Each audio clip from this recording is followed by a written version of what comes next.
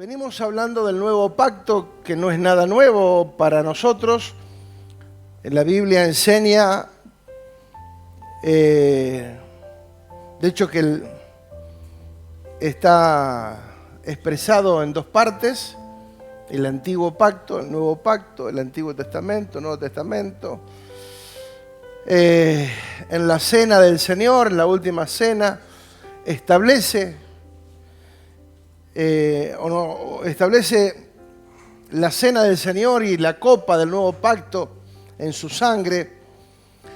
Todo el tiempo en la palabra se fue estableciendo todo lo que se profetizó antes y luego lo que se manifestó desde la cruz del Calvario para acá. Desde la cruz para acá se vio, se manifestó, se estableció el nuevo pacto, donde todo cambió, el orden, la forma de administrar cambió y todo fue nuevo a partir de Cristo, a través de la muerte, resurrección y ascensión de Cristo. Se establece y se inaugura y se da de manera oficial, legítima y legal el nuevo pacto. Y es maravilloso entender. Hoy vamos a tratar de avanzar. El título de hoy es El nuevo pacto, una nueva realidad en Cristo. Siempre lo hemos creído, pero la forma en que se nos comunicó quizás no fue la más correcta en ese momento, pero fue la que había y la que entendimos. Pero la revelación va en aumento, ¿sí? El apóstol Pablo también lo enseñaba acerca de una revelación progresiva que va creciendo en la medida que vamos entendiendo, en la medida que vamos profundizando en las cosas de Dios. La revelación va creciendo. Dijimos que era nuevo en naturaleza y esencia, no porque sea nuevo en realidad. Para Dios no hay nada nuevo, para sí, para nosotros, para la realidad nuestra. Ese nuevo pacto tiene que ver con una nueva realidad, un nuevo contexto real y concreto, donde hay un pacto nuevo, donde se establece esa realidad. Dijimos que nuevo era porque había un anterior, pero que ya no está operativo. ¿Sí? El viejo pacto fue una guía, fue una ayuda, un asistente, un ayo, un tutor hasta Cristo. Pero Cristo es lo real, lo actual, lo verdadero y lo definitivo. ¿Sí?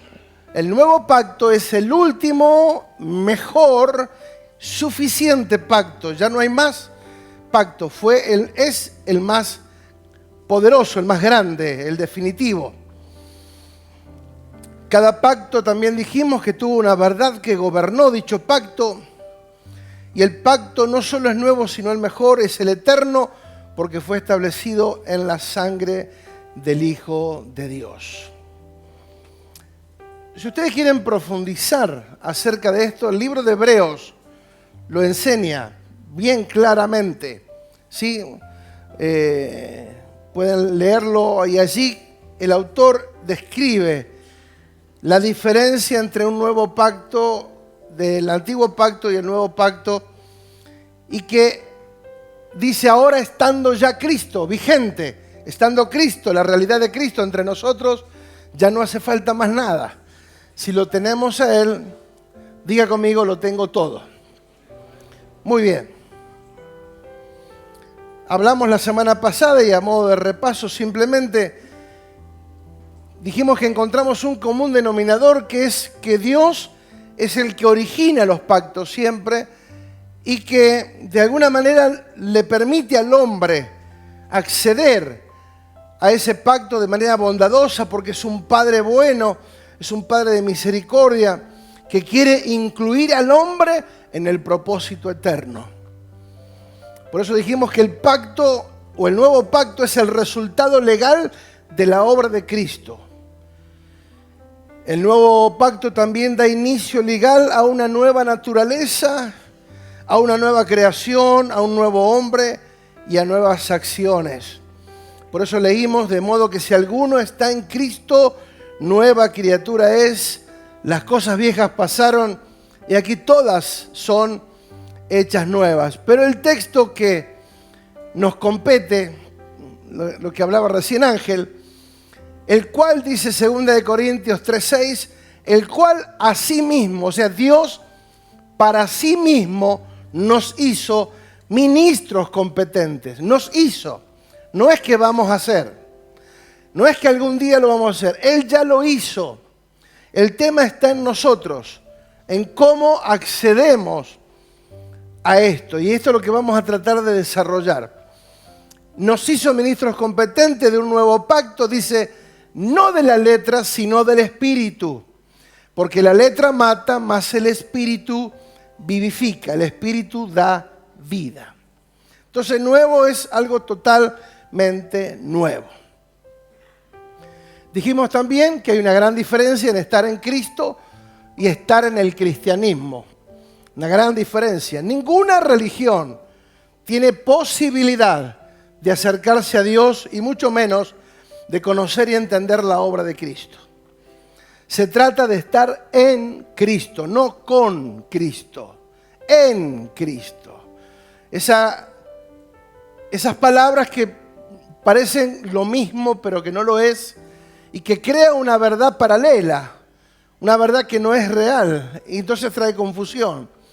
No es con Cristo, en Cristo, nosotros en Cristo. Estar escondidos en Cristo, donde Él lo llena todo en todo. Por eso no fue un cambio de religión ni un cambio de cultura, de formas, de métodos, de hábitos, de vocabulario, de vestimenta, de lugar de reunión. No. Es un cambio de naturaleza. Estar en Cristo significa haber nacido de nuevo. Haber muerto a la vieja naturaleza adámica que heredamos de Adán para recibir, incorporar y comenzar a desarrollar la nueva naturaleza que tenemos en Cristo. ¿Sí? La nueva naturaleza, el nuevo hombre creado según Cristo, no es el viejo mejorado, no es el viejo Adán o la vieja naturaleza adámica mejorada, sino que es algo nuevo. Dios no puede hacer nada con el viejo Adán. El viejo Adán tiene que morir. ¿Cuántos saben que todos venimos del viejo Adán? Adán, el primer hombre creado por Dios, ¿sí? Que falló en el huerto. Esa naturaleza cayó. De hecho que murió, en realidad espiritualmente murió. Y vuelve a resucitar con Cristo, ¿sí? El viejo hombre en Cristo ahora es totalmente nuevo. Por eso el viejo murió. Estábamos muertos en delito y en pecado. Espiritualmente estábamos muertos antes de conocer a Dios. Y conociendo a Dios, nuestra vida comienza a tener una nueva razón de ser por causa del Espíritu. Diga el Espíritu, por favor. No es el complemento del secundario, sí, sino que es la creación, manifestación de una nueva realidad en Cristo. Eso es el nuevo pacto. Pero vamos a ir rápido a la forma práctica. Hechos 4:32. Y acá comenzamos a ver la realidad práctica de ese nuevo pacto. Cómo se vivía en los primeros días, en los primeros meses y en los primeros años. Todos los creyentes, los que habían creído en Cristo, tenían una particularidad. Eran de un solo sentir y de un solo pensar. Uy, pero alguien puede decir, pero esto es una secta. No. Las sectas han utilizado este principio para inducir a mentiras que suenen verdad. ¿Sí? Pero ese es un principio eterno. ¿Sí? Los gobiernos, la religión, la política y tantas cosas han utilizado este principio. De hecho, que la Biblia menciona y el apóstol Pablo les tiene que corregir. Oigo que entre ustedes hay divisiones porque algunos dicen, yo soy de Pablo, yo soy de Cefas, yo soy de este, yo soy de aquel. ¿Acaso no fue Pablo a la cruz? ¿O Cefas? No. ¿Quién fue a la cruz? Cristo. Pero el hecho de que en algún momento se perdiera este principio, pero este es el principio que hizo fuerte la iglesia del primer siglo. La iglesia del primer siglo no estaba contaminada con ningún tipo de religión, ni evangélica, ni católica, ni mormón, ni nada. Era la iglesia, diga la iglesia. No tenía edificio, no tenían un lugar físico donde congregarse, pero sí tenían un solo sentir y un solo pensar. Y eso es lo que nosotros tenemos que entender. Porque no se trata de que cada uno piense lo que quiera. En cuanto a lo espiritual, todos tenemos que manejar un mismo idioma. Este es el principio que hizo que la iglesia del primer siglo fuera la más efectiva, porque en los primeros 200, 300 años lo llenaron todo con el evangelio. Todo lo que había fue lleno del evangelio. Todos los lugares conocidos que hasta ese momento conocían, todos fueron llenos del evangelio. ¿Por qué? Porque se movían con un principio. Uno puede diferir en los gustos personales. A mí me gusta el asado, a mí me gusta la milanesa. Eso es secundario. En cuanto a lo espiritual, una sola pensar, un solo sentir y un solo pensar. Es como en la escuela, cuando te enseñan matemática. ¿Sí? La matemática es una y la aprendemos de una. No es que cada profesor de matemática la enseña como quiere. No, hay una estructura que después cada uno le puede agregar su impronta, pero hay una plataforma. ¿Sí? Es matemática, la física. ¿Sí? Hay cosas que son puntuales y que se tienen que respetar. Siempre se está avanzando, siempre hay nuevas formas y métodos, pero se trata de que todos pensemos y hablemos lo mismo. Y esto no quiere decir que sea una secta, quiere decir que nos pusimos de acuerdo. Hola. Entonces lo importante es que todos los creyentes manejaban este principio. Nadie consideraba suyo ninguna de sus posiciones, sino que las compartían. Estamos hablando del corazón, estamos hablando del sentimiento, estamos hablando de las convicciones que estos tenían, ¿sí? Dice, todos los creyentes eran de un solo sentir y pensar. Nadie consideraba suya, no es que no eran suyas, pero no las consideraban suyas. ¿Por qué? Porque tenían un claro entendimiento que Dios era el dueño de todas las cosas. ¿Cuántos son conscientes de estos? ¿Cuántos son conscientes de que Dios es el dueño de todo?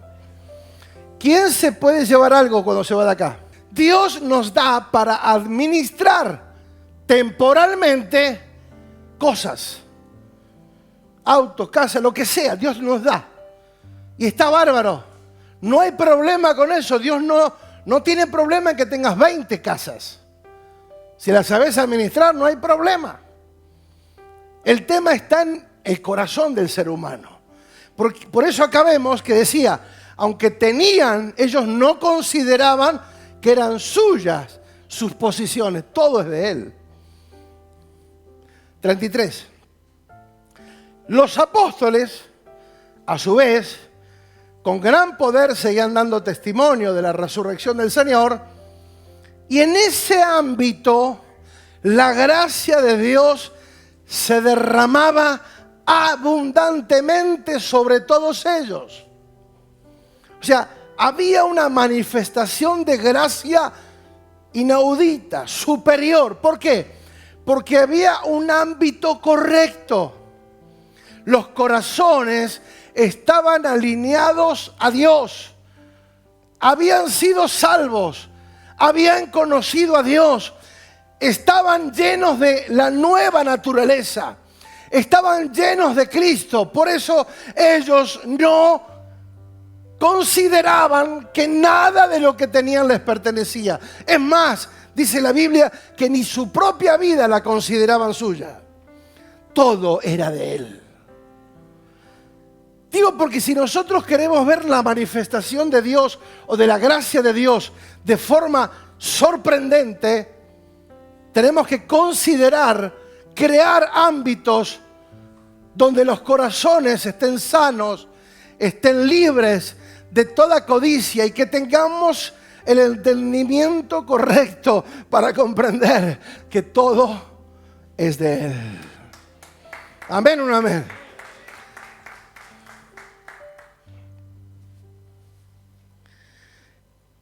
Claro, yo leía hoy, pensaba y meditaba, claro, ¿cómo los apóstoles no van a dedicarse a predicar el Evangelio si todas las demás cosas estaban solucionadas? Con ese equipo de gente alrededor, ¡guau!, ellos estaban tranquilos. Fíjate lo que dice, pues no había ningún necesitado en la comunidad.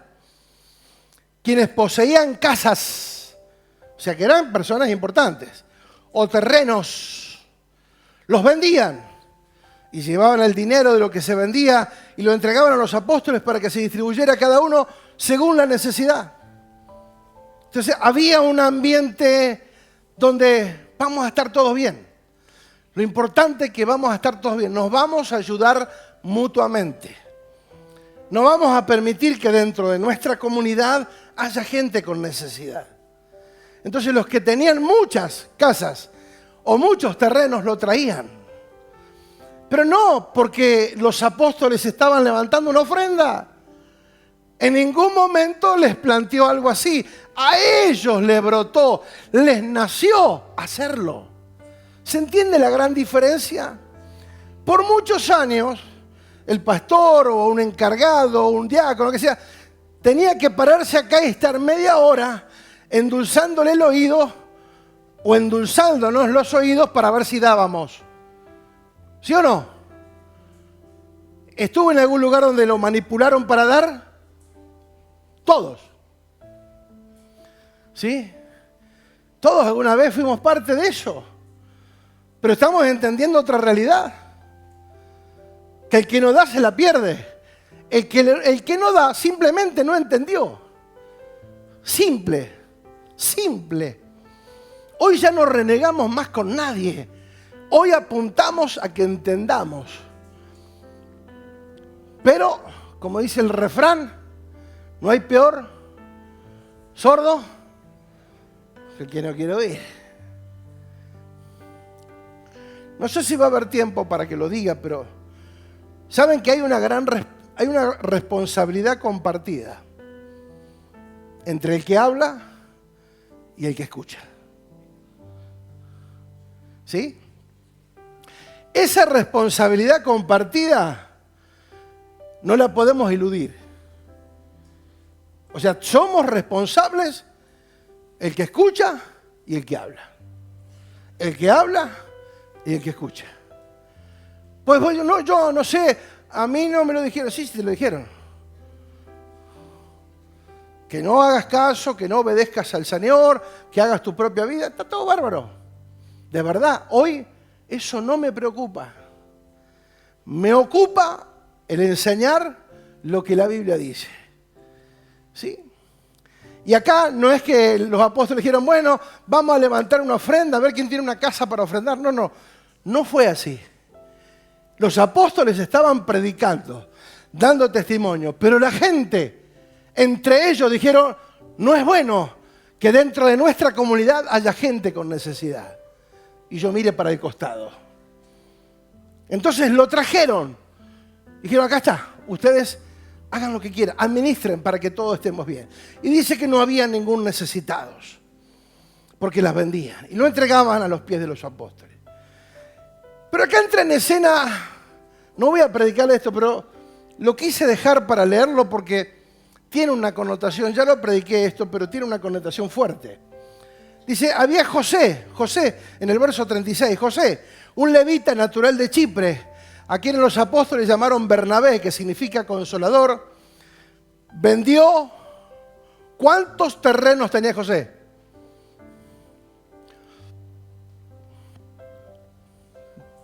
¿Saben leer o no? ¿Cuántos saben leer? ¿Cuántos terrenos tenía José? ¿Cuántos? Fuerte, ¿cuántos? Uno.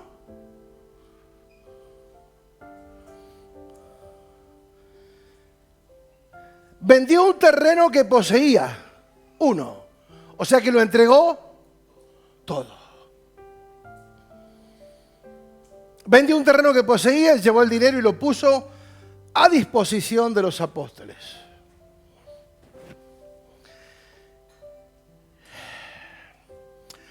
Amados, cuando nosotros entendemos lo que es tener un corazón correcto, es tener el corazón de Cristo. Porque Cristo, ¿qué dio? Todo. Cristo, ¿qué dejó? Todo. Siendo Dios. Por eso la Biblia dice que siendo rico, se hizo pobre. Para que en nuestra pobreza nosotros fuésemos enriquecidos. Si yo tengo a Cristo, en mí tiene que haber el mismo sentir. De hecho, que lo dice Filipenses 2. Haya pues en ustedes el mismo sentir que hubo también en Cristo Jesús. O sea, tiene que haber una coherencia entre Cristo y yo. Si digo que tengo a Cristo en mí. Por eso no es cuestión de decir, sino de fruto. Diga fruto.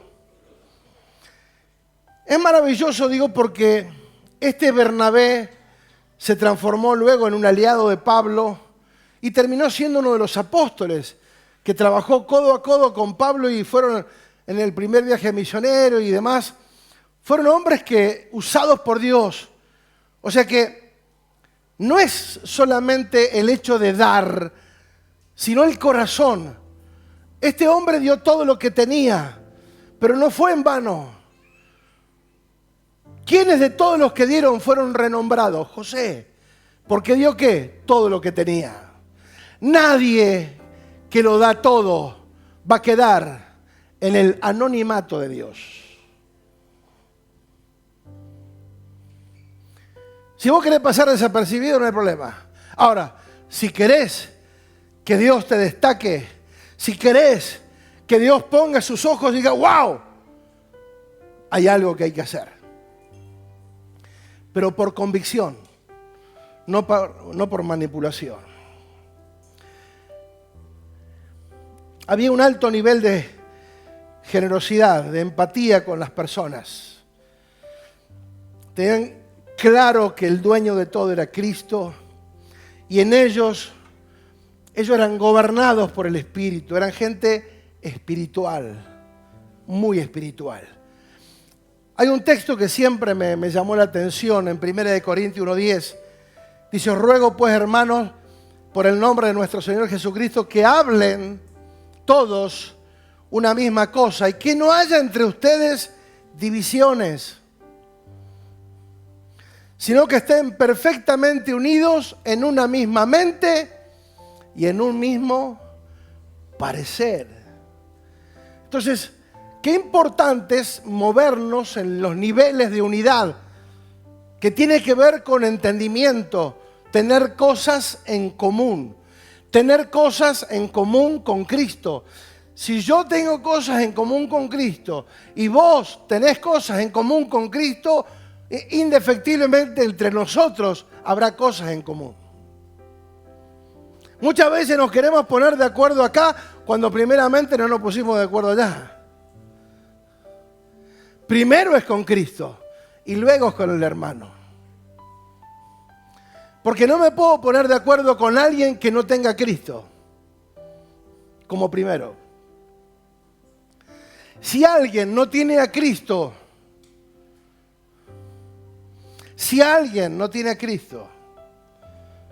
imposible que nos podamos poner de acuerdo. Si no tiene cosas en común con Cristo, no habrá cosas en común entre nosotros. Sí podemos comer un asado, tomar mate, lo que sea. Pero en cuanto a la fe, en cuanto a la obra de Dios y al Espíritu y a la realidad de Cristo, no habrá acuerdo posible. Y esto no quiere y no significa despreciar a nadie. No, al contrario. Porque esto es por revelación. Cuando se te revela que tenés que tener esa realidad en Cristo, vivir esa realidad en Cristo, simplemente sucede. Acá no se trata de imitar ni de actuar, se trata de vivir de forma natural, diga natural. Por eso el apóstol recomienda, hablen una misma cosa, no haya entre ustedes divisiones, ¿sí? Estén perfectamente unidos. ¿En qué área? En una misma mente y en un mismo parecer, ¿sí? Años escuchando, vamos a hacer reuniones de unidad. Y no llega la unidad, porque no es por reuniones que llega la unidad, es por revelación. Entender que primero tengo que estar de acuerdo con Cristo y tener cosas en común con Cristo. Si tengo cosas con Él y vos tenés cosas con Él, juntos vamos a coordinar cosas mejores y mayores. Amén o amén. Los apóstoles abocados a hacer la tarea, sabiendo que todo estaba resuelto. En ese ámbito había una manifestación de la gracia abundante.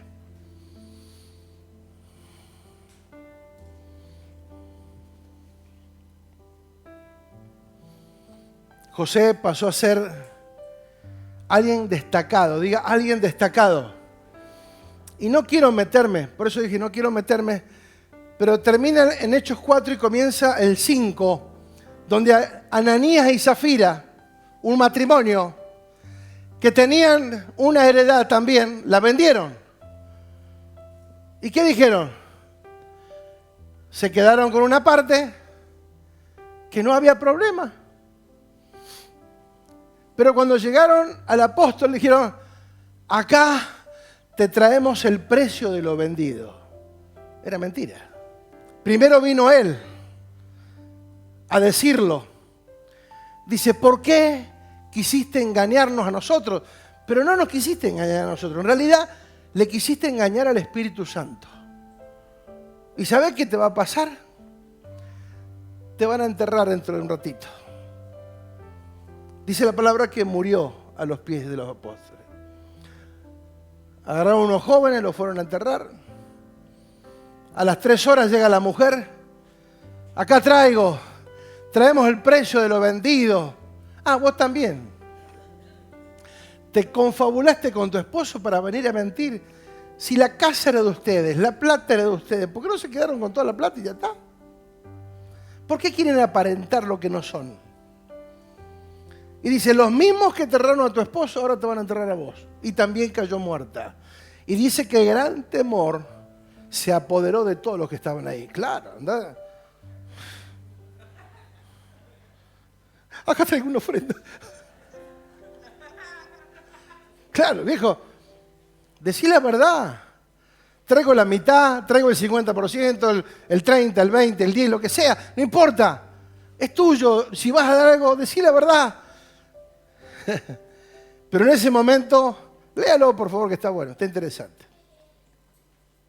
Pero ¿a qué llevó esto? Digo que el Espíritu Santo era el que marcaba la forma en que se debían de hacer las cosas. La iglesia del nuevo pacto es una iglesia espiritual, o debería de ser espiritual, sólida, fuerte, principalmente en el Espíritu. Fíjate lo que dice 2 Corintios 3:17, porque el Señor es el Espíritu y donde está el Espíritu del Señor, allí hay libertad. La verdadera libertad está cuando el Espíritu Santo rige nuestras vidas, gobierna, llena nuestras vidas. Diga, lo completa, estamos llenos en Él. Por eso el Espíritu Santo no es una emoción, el Espíritu Santo no es una manifestación, el Espíritu Santo es una persona. El Espíritu Santo viene para que yo pueda manifestar el diseño eterno de Dios aquí en la tierra. Pero nosotros nos hemos conformado con ciertas manifestaciones como positivas y como buenas, pero resulta que todos aquellos que en un momento parecían ser tan espirituales, hoy ni se congregan. Los que algún día zapatearon, temblaron, gritaron, lloraron, se cayeron, hicieron un montón de alarde, muchos de ellos no están. Entonces, ¿qué fue lo que pasó? Una emoción. Porque lo verdadero se establece para siempre. El Espíritu Santo no está jugando a que voy, vengo, te visito. No. Él no vino a visitarnos, vino a morar. Él vino a establecerse entre nosotros y puntualmente en nosotros. Obviamente que también afuera lo llena todo en todos, pero Él quiere habitar en nosotros. Amén. Por eso alguien dijo alguna vez que el libro de los Hechos debería llamarse el libro del Espíritu Santo. ¿Sí? El libro del Espíritu Santo. O las obras del Espíritu Santo hechas por los apóstoles. Porque en realidad, a partir de Hechos, todo es espiritual. Y los apóstoles se movían bajo la dirección del Espíritu. Por eso el apóstol Pablo decía, quise ir a tal lugar, pero el Espíritu me lo impidió. Nosotros vamos a cualquier lado, nos metemos en todos lados, nos da lo mismo con todo. Pero los que andan en el Espíritu dicen, no, acá no te tenés que meter hoy. Esta relación no te conviene. Nosotros somos amigos de todo el mundo, metemos a todo el mundo en casa, está todo bien. No, ese es el problema. Que nosotros confundimos la espiritualidad con las emociones, con el amiguismo, y no está mal ser amigo, ojo, tengo amigos, tenemos amigos. Digo que ser del Espíritu significa que Él es el que te guía a hacer las cosas y cómo las tenés que hacer. No es solamente lo que tenés que hacer, sino cuándo lo tenés que hacer y de qué manera lo tenés que hacer y con quiénes lo tenés que hacer. Porque si no vienen frustraciones. Invertí tanto tiempo en esta persona, mirá cómo me pagó. ¿Y quién te dijo que te metieras tanto con esa persona? Las emociones. Por eso después nos lamentamos. Por eso el gran protagonista en el nuevo pacto, indispensable y fundamental, es el Espíritu Santo. Diga, el Espíritu Santo. Quien hasta hoy sigue para que podamos lograr la máxima efectividad. No es una experiencia, emocional, sentimental, sensorial, sino que es la realidad de Cristo, es una persona. Por eso, en el nuevo pacto fuimos hechos ministros competentes del Espíritu. Porque el Espíritu provoca vida en nosotros. Lo que no provoca vida, ¿qué provoca? Muerte. Si fuimos llenos, impartidos del Espíritu Santo en el nuevo pacto, es para que provoquemos ¿qué? Vida. Provocar vida significa ¿qué? El pecado que produce. ¿Por qué gente que ama a Dios, que dice creer en Dios, peca?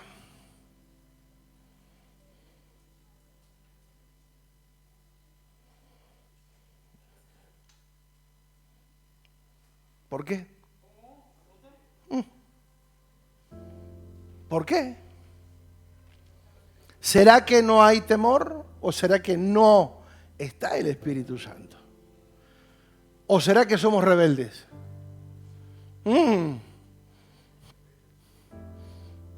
O desobedientes también. Conocemos, pero... Una de las cosas que tenemos que entender, amados, que hace 2000 años atrás se produjo un cambio de naturaleza. Un cambio de naturaleza. Hace 2000 años, cuando el Señor dijo consumado es, estaba cerrando un ciclo y activando otro nuevo. Totalmente nuevo. Totalmente nuevo. Lo estaba inaugurando en ese mismo acto. ¿Sí? Podríamos decir que hubo un cambio de frecuencia. AM, FM. Los que tenemos algunos años lo primero que conocimos fue la AM. Cuando viajábamos en la ruta, lo único que agarrabas era AM, no había otra cosa.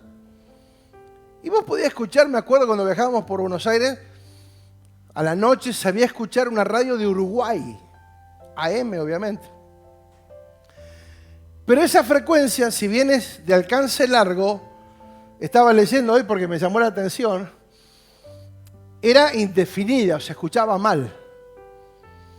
De pronto aparece la FM. Y la característica de la FM, si bien no tiene un alcance tan largo, dice que es fiel y nítida y clara. Y está hecha en estéreo para que se escuche perfecto. Diga, un cambio de frecuencia. Cuando nosotros no entendemos esto, digo, nosotros un cambio de frecuencia. AT, NT. Antiguo Testamento, cambio de frecuencia a Nuevo Testamento. Hubo un cambio de frecuencia. No significa que lo otro dejó de usarse, no, está. Pero la FM, si uno quiere escuchar música, ¿qué busca?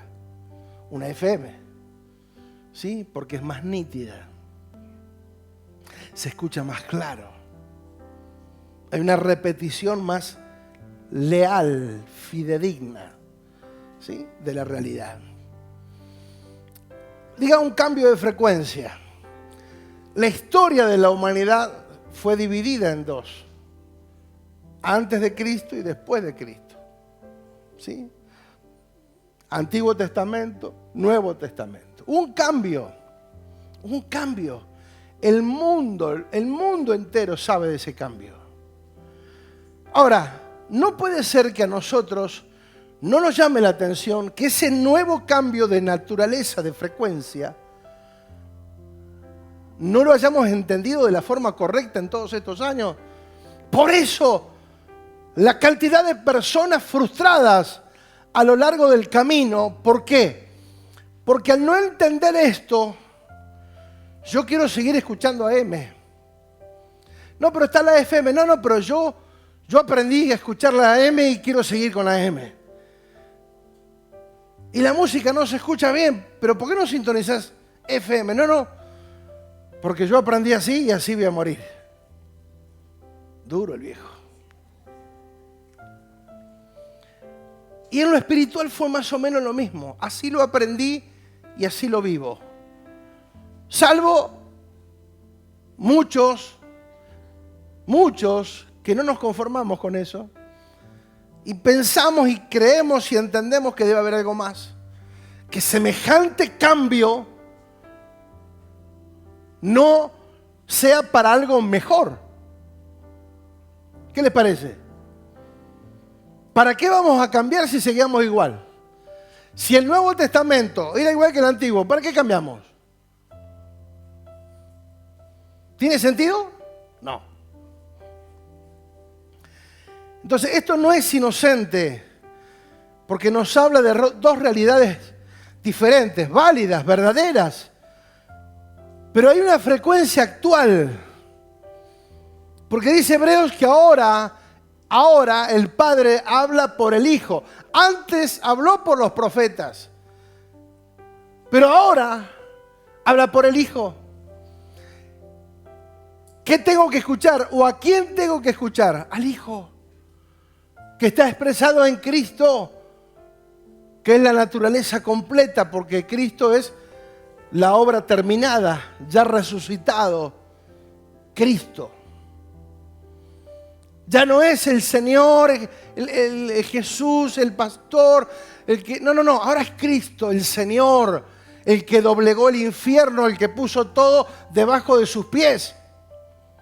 Ahora es Cristo el vencedor. Ya no es el Jesús a quien lo golpearon y lo clavaron en la cruz. No, ese ya resucitó. Ahora está Cristo al frente. Ahora es Cristo la realidad nuestra. ¿Sí? La realidad del resucitado. Por eso dice la palabra que el poder de Dios, el mismo Espíritu que resucitó a Jesús de los muertos, es el mismo Espíritu que habita en nosotros. Entonces, ¿cuál es nuestra realidad?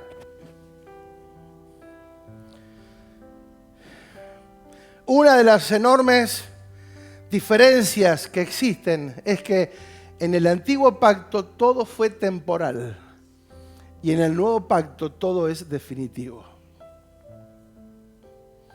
En el antiguo pacto eran tipos, sombras y figuras de cosas por venir.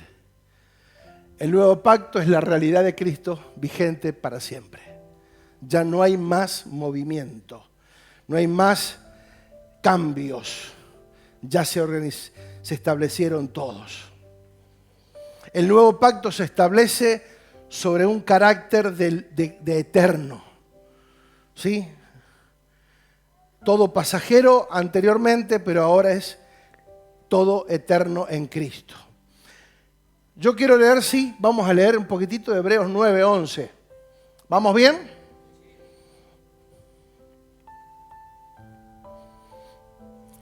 ¿Quieren saber la efectividad de este nuevo pacto o no? Bien.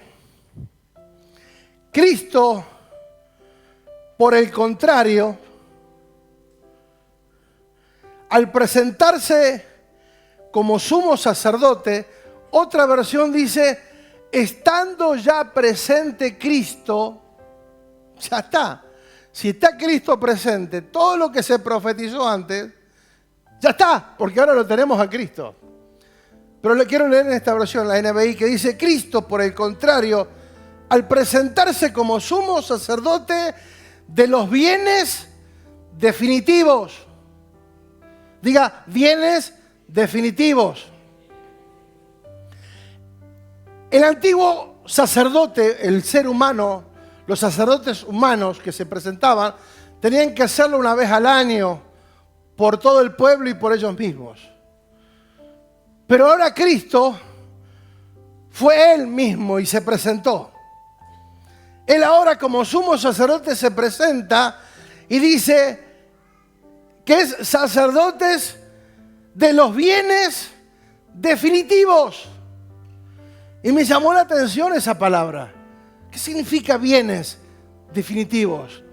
Que todo el bien de Dios se soltó sobre nuestras vidas de manera definitiva.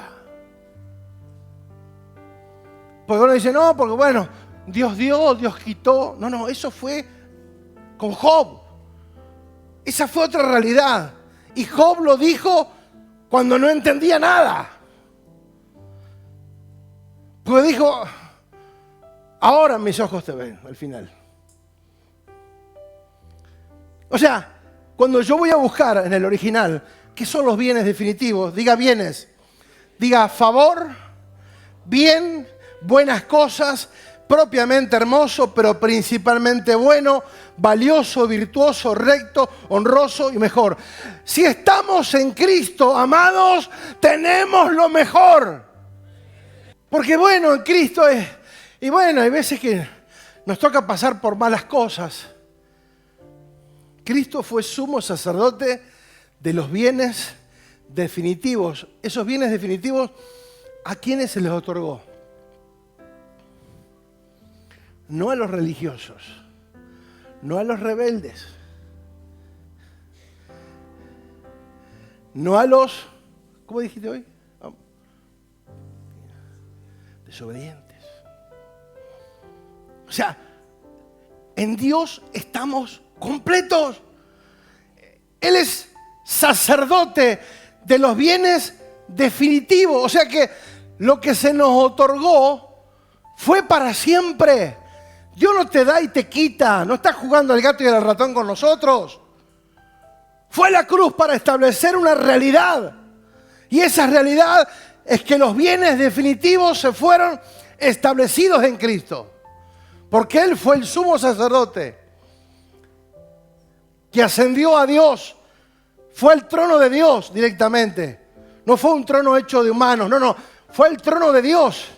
Y no presentó la ofrenda de un cabrito, sino que llevó su propia sangre. Y Dios la aceptó una vez y para siempre. Dijo, a partir de ahora todo se va a ejecutar de acuerdo a lo que vos digas. Y eso es en Cristo.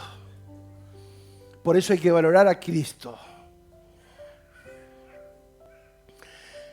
Cristo, por el contrario, al presentarse como sumo sacerdote de los bienes venideros en el tabernáculo más excelente y perfecto, no hecho por manos humanas, es decir, que no es de esta creación, entró una vez y para siempre en el lugar santísimo.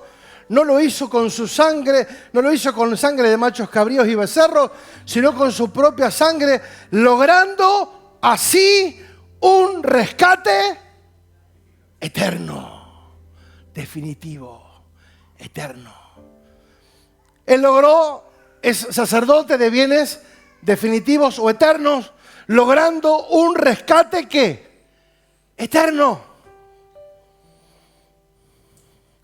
La sangre de los machos cabríos y los toros y las cenizas de una novilla rociada sobre personas impuras las santificaban de modo que quedaban limpias por fuera. Algo externo, algo que no sirve, algo que no es definitivo. Si eso es así, si eso logró que al menos queden limpios por fuera, imagínense la sangre del Hijo. Si matar un becerro y demás logró, poneme el anterior por favor. Si la sangre y el sacrificio logró, el verso anterior por favor, el 13. Si todo lo que, el sacrificio, la ceniza y todo, lograban que al menos fueron limpios por fuera, ¿cuánto más la sangre de Jesucristo? Diga, la sangre de Jesucristo. ¿Cuánto más la sangre de Jesucristo, quien por medio del Espíritu eterno se ofreció sin mancha a Dios, purificará nuestra conciencia? Diga, nuestro mundo interno. Nuestra conciencia de obras muertas o que conducen a la muerte, a fin de que sirvamos al Dios vivo. Amados, no hay forma de servir al Dios vivo si no pasamos por esa sangre que nos purifica por dentro y muera y mata todas las obras muertas, las quita, las borra de nuestra vida para que podamos servir a un Dios vivo y verdadero. Vamos a aplaudirle porque es para el Señor. Dale, dale. Vamos, vamos, vamos. Hay una realidad poderosa en Cristo. No estamos sirviendo a una religión. Estamos sirviendo al Dios verdadero.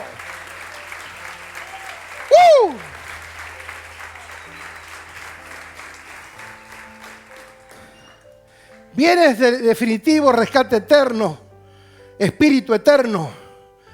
Por eso, y el 15 es el broche, fíjate.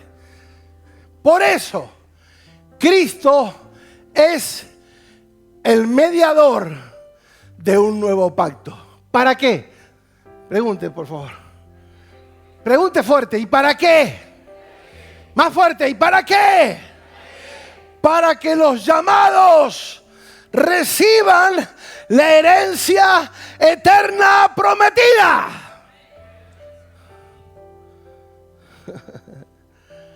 Por eso Cristo es lo fundamental. Porque Él se transformó en el mediador.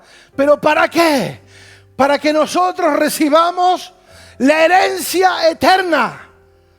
No que la vayamos a recibir, la recibamos. Ahora que Él ha muerto para librarlos de los pecados cometidos bajo el primer pacto.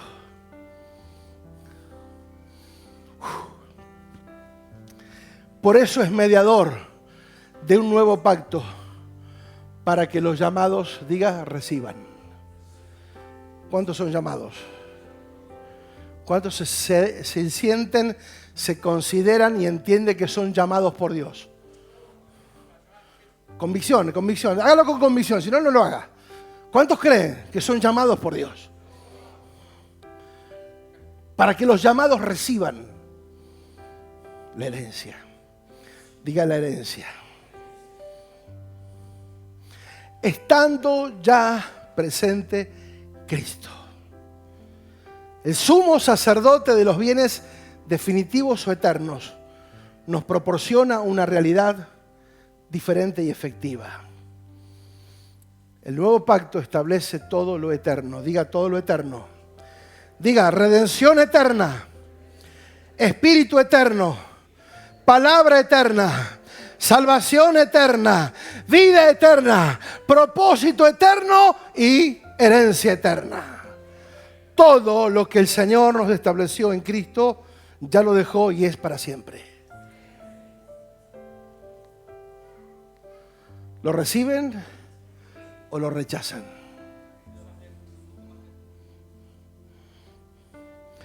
Ahora la pregunta es, ¿bajo qué mentalidad funcionamos? ¿Bajo qué frecuencia funcionamos? Porque la mentalidad del antiguo pacto eran promesas. La mentalidad del nuevo pacto es herencia. ¿Bajo qué frecuencia nos movemos? ¿Mentalidad de promesa o mentalidad de herederos? ¿Bajo qué mentalidad o frecuencia estamos actuando? Amados, en esta mezcla de pactos que hemos traído o arrastrado por años, todo el tiempo, bueno, vamos a orar para que Dios haga. Y si Dios quiere, y suena espiritual, ¿no? Pero eso no está en la Biblia. Los apóstoles decían, bueno, vamos a predicar si Dios quiere. ¿Así decían ellos? ¿Está en la Biblia esa frase? No. Esa es una frase de escape para no asumir responsabilidad.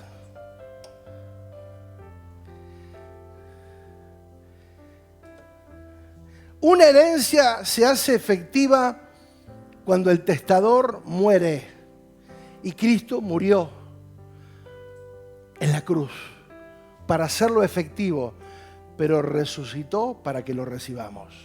Murió para establecerlo, pero resucitó para que lo recibamos. No se lo guardó, lo entregó. Todo lo eterno que Él vino a establecer ya nos entregó.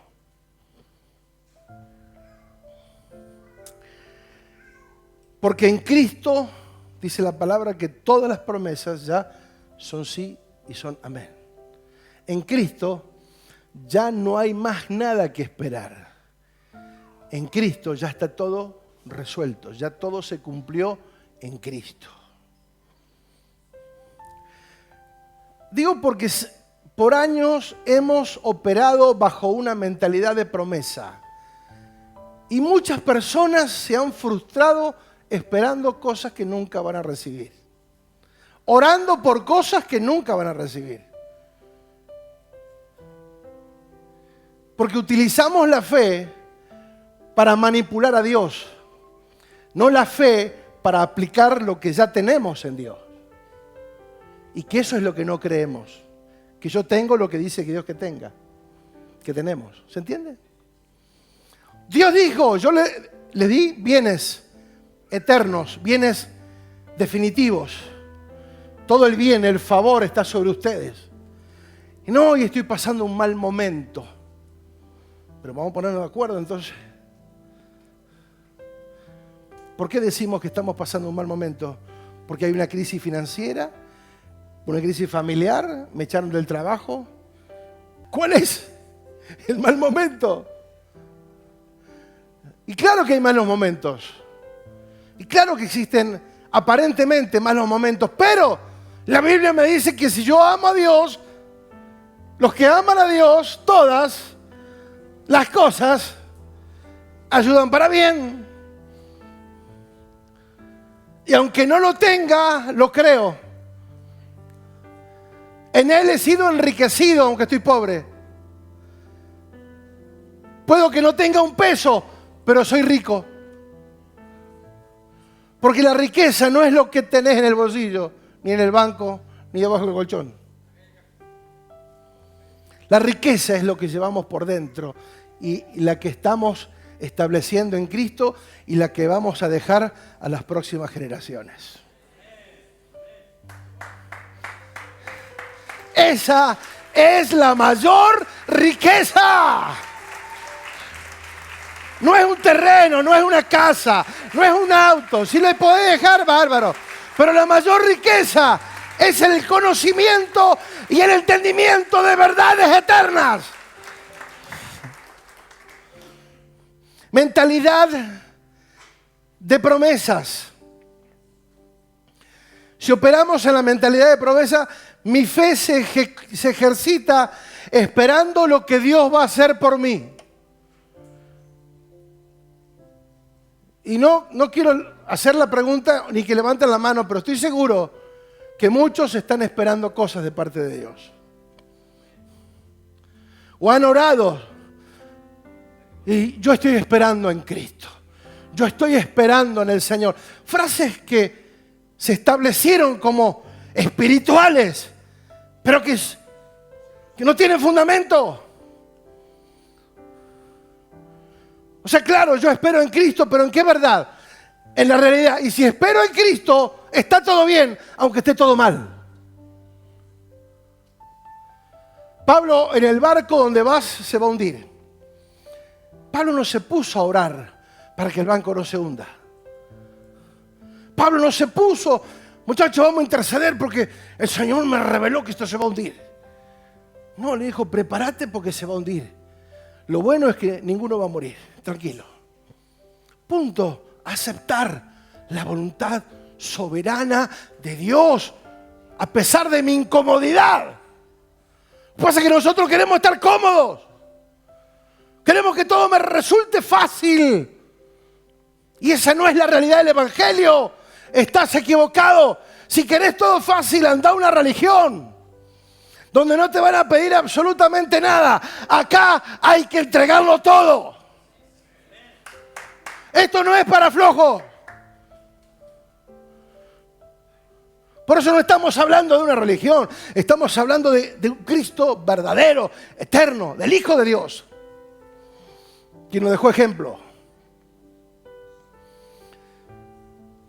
Tenemos que movernos con una mentalidad de herederos. Yo soy un heredero.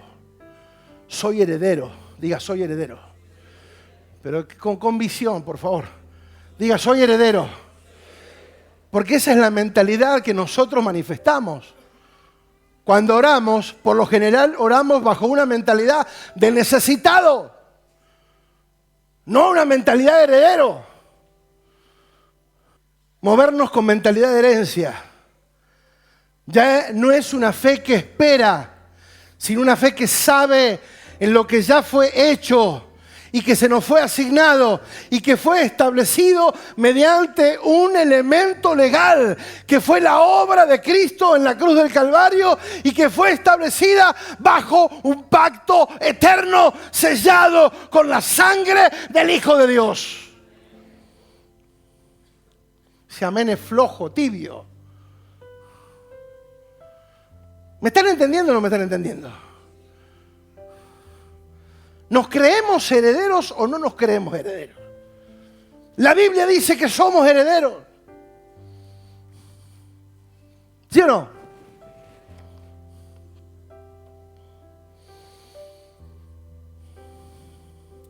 ¿Cuál fue la promesa? Jesús.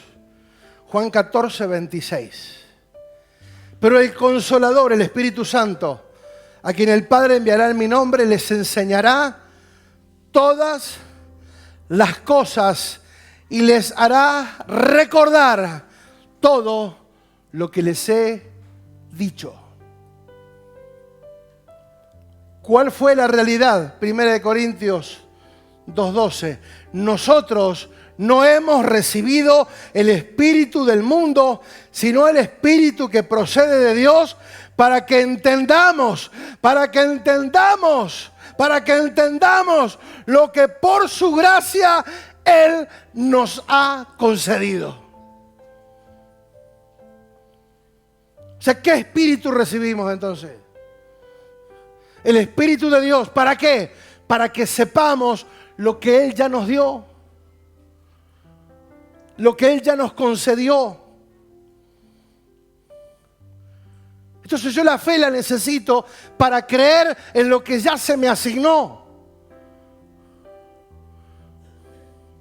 No, hermano, vamos por fe, hermano. Y esa frase de por fe, que la escuché 200.000 veces por año, en 45 años. Esperar por fe cosas que nunca llegaron. ¿Por qué? Porque hay que vivir una realidad diferente. ¿Sabes las veces que me frustré orando por cosas que nunca recibí? Yo decía, pero Señor, estoy orando, te lo ruego, por favor. Y no.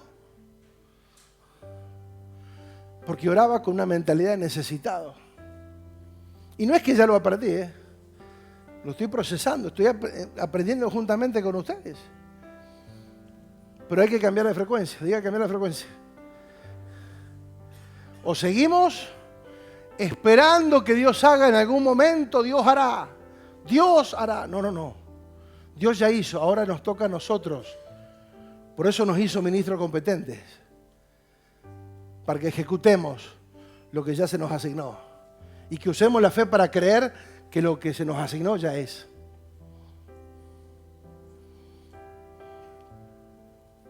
¿Cuál es nuestra identidad? Fíjate, Gálatas 3:24 dice, de manera que la ley ha sido nuestro ayo, nuestro maestro, para llevarnos a Cristo a fin de que fuésemos justificados por la fe.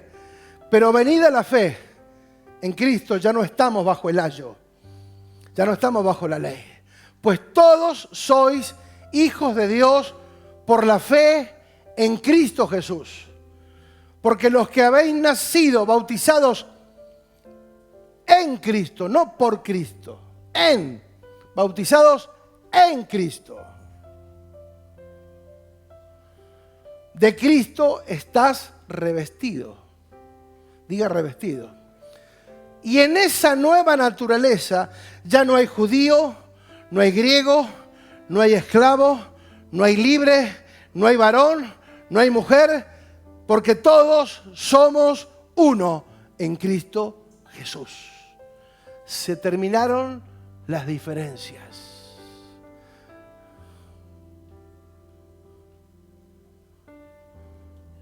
Todos somos uno en Cristo.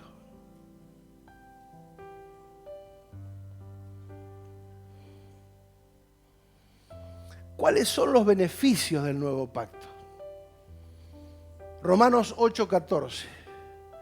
Porque todos los que son guiados por el Espíritu de Dios, estos son hijos de Dios.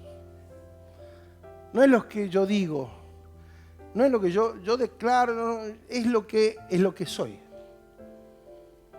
Los que son guiados por el Espíritu de Dios son hijos de Dios. Pues no han recibido el espíritu de esclavitud para estar otra vez en temor, sino que recibieron el espíritu de adopción por el cual podemos clamar, Abba Padre, papito mío. Y el Espíritu mismo da testimonio a nuestro espíritu de que somos hijos de Dios. Verso 17. Y si hijos, también ¿qué? Herederos. Herederos de Dios y coherederos con Cristo. Fíjate el nivel. Nos pone como coherederos con Cristo. En esa dimensión, en ese nivel. Pero claro, nosotros nos vemos con nuestras limitaciones, con nuestra flaqueza, con nuestra mundanalidad. Usamos la fe para cualquier otra cosa, menos para creer lo que Dios dice que somos. Fíjate que es como que vos le digas a tu hijo, mira, ya te recibiste, mira, te voy a dar todo. ¿Qué necesitas? Tener una casa, un auto, te voy a dar todas las facilidades para que vos sigas estudiando, creciendo, bam, bim, bum. Te voy a dar todo para que sigas avanzando. Y tu hijo venga y te diga, papá, por favor, ¿me dejas entrar a la casa? ¿Me dejas abrir la heladera? Cuando ya le diste todo. ¿Podré sacar agua de la heladera? Oh, Padre. Si ya te di todo, la casa es tuya. Pero nosotros, ¿se imagina? Dios dice, Cristo fue a la cruz, mandé a mi Hijo para que ustedes ahora vivan en esa dimensión. Y nosotros oramos con mentalidad de necesitado. No, yo estoy esperando que Cristo me dé una paliza, te va a dar. Es que si pudiera, yo creo que lo haría si pudiera. Pero es tan bueno, tan misericordioso. Sí, avívate. Coherederos con Cristo, si es que padecemos juntamente con Él, para que juntamente con Él seamos glorificados. Y esta es la parte donde nadie quiere padecer con Cristo. No, yo quiero las bendiciones nada más, yo quiero lo bueno. Por eso cuando tenían las latitas esas de las bendiciones, ¿cómo se llamaban las promesas? Eran todas promesas. El Señor me guarda, el Señor me prospera, el Señor me sana, el Señor me libra, el Señor, el sirviente, es mi sirviente. Pero acá dice que somos hijos, somos herederos y coherederos, sí, padecemos juntamente con Cristo. Y ahí ya, no, pero lo que pasa es que, no, yo demasiado problema tengo en casa. No, pero no se trata de eso. Padecer con Cristo. ¿Cuál es la legalidad del nuevo pacto? Escucha bien. Efesios 1:11 dice, en Cristo también fuimos hechos, ¿qué? ¿Qué fuimos hechos? En Cristo fuimos hechos herederos, pues fuimos predestinados, o sea que esto no es que surgió de ahora, no es que Dios improvisó sobre la marcha. ¿Qué dice la palabra?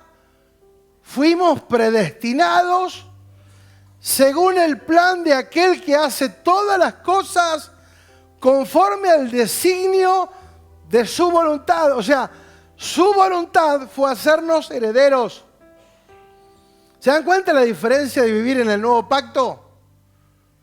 ¿Por qué necesitamos que el nuevo pacto se nos revele?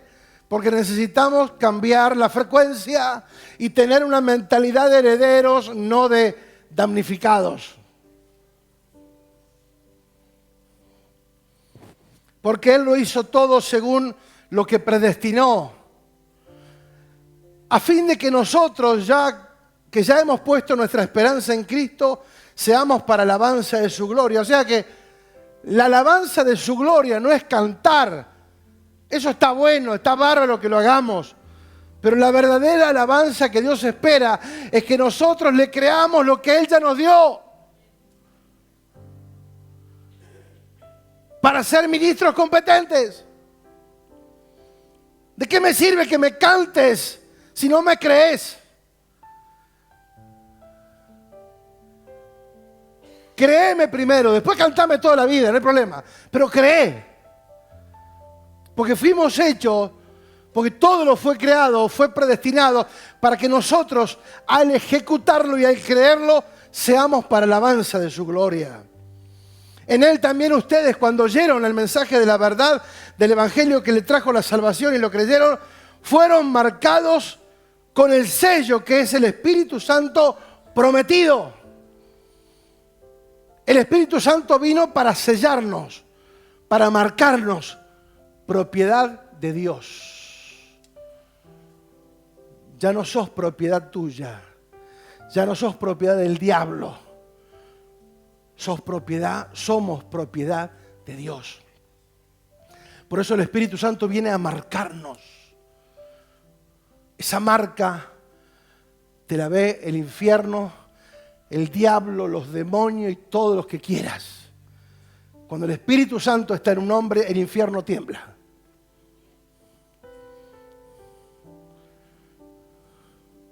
Tener el control en Cristo de nuestras vidas.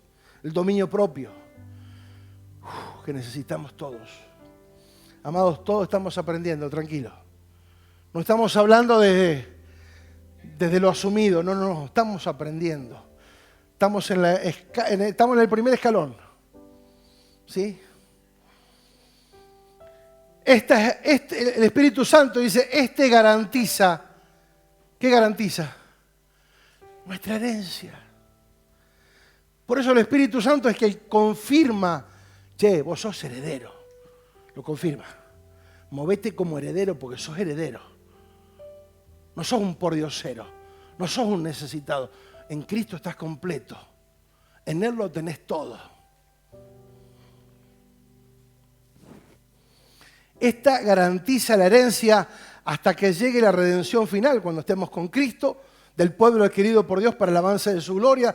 Por eso yo, por mi parte, desde que me enteré de la fe que tienen en el Señor Jesús y del amor que demuestran todos los santos, por todos los santos, no he dejado de dar gracias por ustedes al recordarlos en mis oraciones. Pido que el Dios de nuestro Señor Jesucristo, el Padre glorioso, les dé, fíjate por lo que oraba, una mentalidad de heredero. Les dé espíritu de sabiduría y de revelación para que lo conozcan mejor. Pido también que sean iluminados los ojos del corazón para que sepan a qué esperanza Él los ha llamado y cuál es la riqueza de su gloriosa herencia entre los santos. Amados, la herencia principal es Cristo. Esa es la herencia. Porque si lo tengo a Él, lo tengo todo. Aunque no tenga un peso en el bolsillo.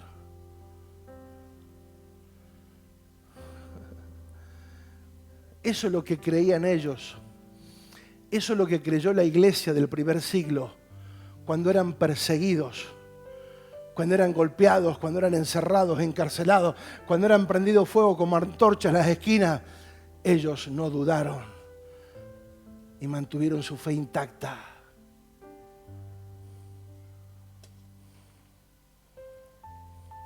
Es hermoso cantar en estos ámbitos. 45 años lo hice. Es hermoso. Pero después que te meten preso, te azotan, te golpean, te ponen en el calabozo más profundo, lleno de bosta, de orín, lleno de infección, golpeados, y te pones a cantar, eso tiene otro precio. Acá canta cualquiera.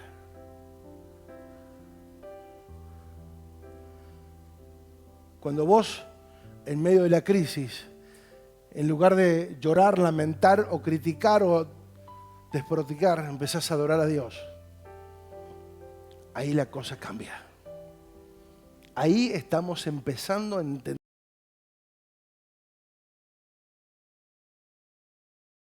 Acá es maravilloso.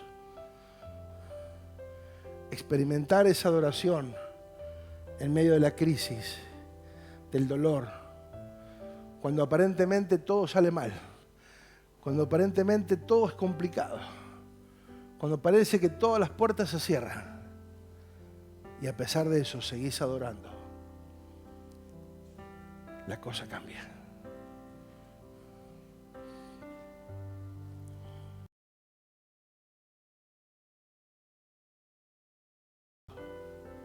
Hay un limitante.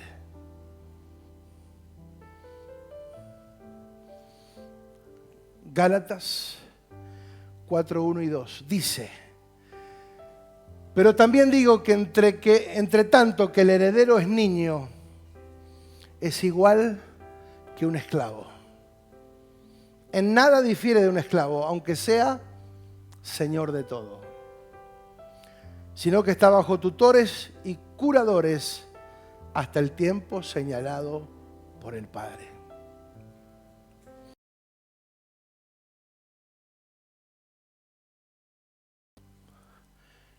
Que aunque seamos dueños de todo y herederos de todo por causa de una mentalidad infantil, una mentalidad inmadura, Dios no te puede habilitar lo que tenemos asignado. ¿Por qué no recibo? Porque no estás maduro.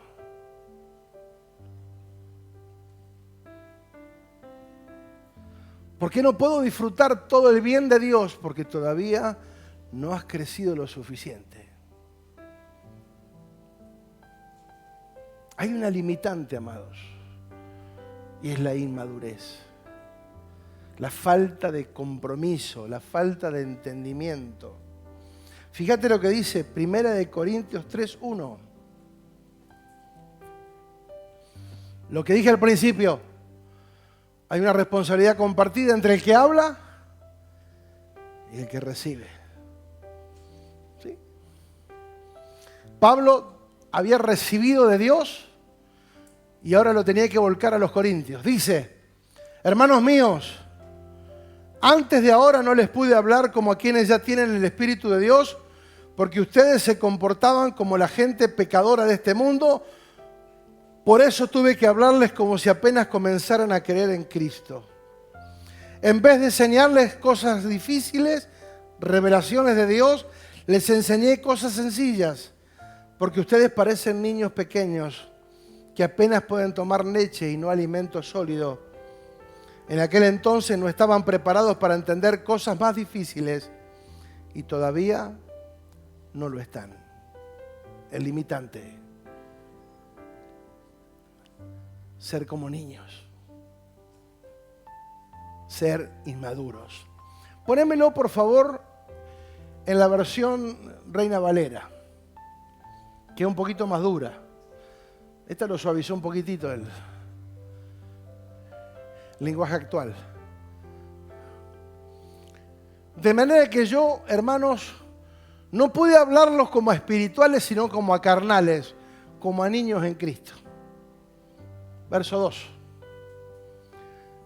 Os di a beber leche y no vianda, porque aún no eran capaces, ni son capaces todavía. O sea, no les pude hablar como espirituales porque se mueven como carnales. Se mueven bajo principios de este mundo, actúan como actúa la gente de este mundo, piensan como piensa la gente de este mundo, tienen el vocabulario de este sistema, piensan como este sistema, hasta han adoptado la modalidad del sistema, porque de hecho, amados, vamos a ser sinceros, siempre estamos copiando la moda del sistema. ¿Cómo se corta el pelo el sistema? Yo me corto. ¿Cómo se viste el sistema? Yo me visto. Somos copiados. Estamos copiando permanentemente el sistema. Y no digo que algunas cosas sean buenas o malas, digo permanentemente. Cuando nosotros deberíamos de estar influenciando el sistema, no con las cosas superficiales, pero sí con las cosas eternas. Ahora el apóstol Pablo dice, yo fui a ustedes para hablarles cosas espirituales, cosas profundas, y no se las pude hablar, porque ustedes todavía están como niños, inmaduros. Y con esto cierro, Colosenses 2:2, y ahora sí se preparan, por favor, vamos a compartir la cena del Señor. Colosenses 2:2 dice, quiero que lo sepan para que cobren ánimo. Amados, no todo está perdido. Quiero que te vayas con esta palabra en tu corazón. Quiero que lo sepan para que cobren ánimo. Permanezcan unidos en amor. Y tengan todo, escucha bien, tengan toda la riqueza que proviene de la convicción y del entendimiento. Wow. ¿De dónde proviene la riqueza? De la convicción y del entendimiento. Así conocerán el misterio de Dios, es decir, a Cristo, en quien están escondidos todos los tesoros de la sabiduría y del conocimiento. ¡Wow! Tremendo, amado. ¿Dónde están escondidos los tesoros de la sabiduría y del conocimiento? En Cristo. Por eso si estamos en Cristo, la manifestación de la sabiduría se empieza a reflejar, porque la sabiduría no se aprende en la facultad, es por el temor a Dios. Y Colosenses 2:10 dice, de modo que ustedes también estando completos mediante la unión con Cristo, quien es la cabeza de todo gobernante y de toda autoridad. De modo que ustedes también están completos, diga completos, mediante la unión con Cristo. ¿Cómo estamos? Si estoy en Cristo, ¿cómo estoy? Fuerte. Si estoy en Cristo, ¿cómo estamos? ¡Completos! Ahora, Dios sabe que hay veces que necesitamos cosas. Sí. Yo pregunto, si vos ves a tu hijo con una necesidad y tenés la forma, tenés los recursos para solucionarlo, ¿no lo harías? Si nosotros, siendo malos, hacemos buenas cosas, imagínate Dios. Imagínate Dios, que ya lo entregó todo por nosotros, hasta su propio Hijo.